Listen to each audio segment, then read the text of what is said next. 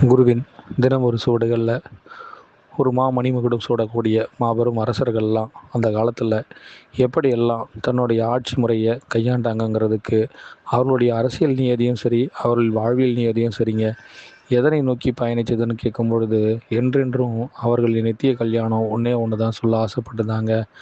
பூமி என்பதன் சுழற்சியை போன்று வாழ்வியல் சுழற்சியில் அவர்களுக்கு ஏற்படும் ஒவ்வொரு மாற்றத்திலும் தன் மனம் எதனை நோக்கி பாய்கின்றது, தன் எண்ணம் எதிலிருந்து சிறந்து விலகுகின்றது என்பதை மீண்டும் மீண்டும் அவர்கள் எண்ணத்திற்குள் மீண்டும் அலைக்கழற்றியை அலசி ஆராய்ந்து அதனோடு பயணிக்காது மறு ஓமைக்குள் பயணித்த காலங்களிலெல்லாம் அவர்களின் வெற்றியும் தோல்வியையும் அவர்கள் கடந்து வந்த பாதையுமே அவர்களுக்கான மிகப்பெரிய ஆகமமாய் செய்யப்பட்டதா இருந்ததாங்க.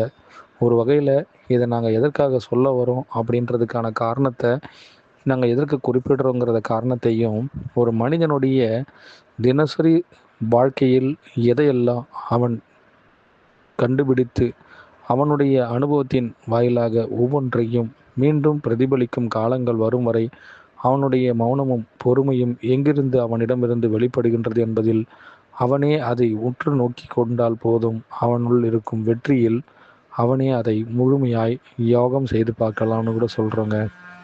ஒரு சிறு கதை விளக்கமாக சொன்னால் கூட நல்லா தான் இருக்கும். ஒரு மனிதன் நீண்ட நாள் ஒரு காடு வழியாக பயணிச்சுட்டு இருந்தானாங்க. அப்படி பயணிக்கும் பொழுது அந்த காட்டினுள் ஏகவசகம் பண்ண விலங்குகள் ஏகப்பட்டது இருந்ததாங்க.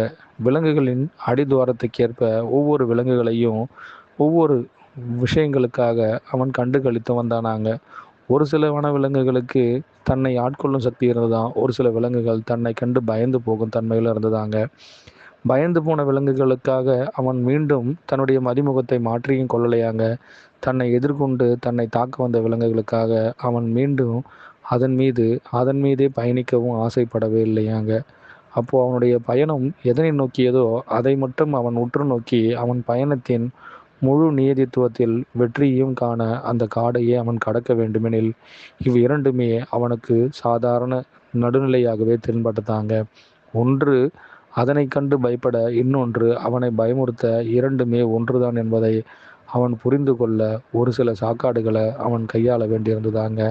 இப்போ நிஜ தத்துவத்தின் அடிப்படை எல்லோருக்குள்ளும் நான் பயமா, இல்லை உங்களுள் பற்றுதலா? யாரெல்லாம் இதை புரிந்து கொள்ள விரும்புகின்றீர்களோ அப்பொழுதே உங்களில் நான்.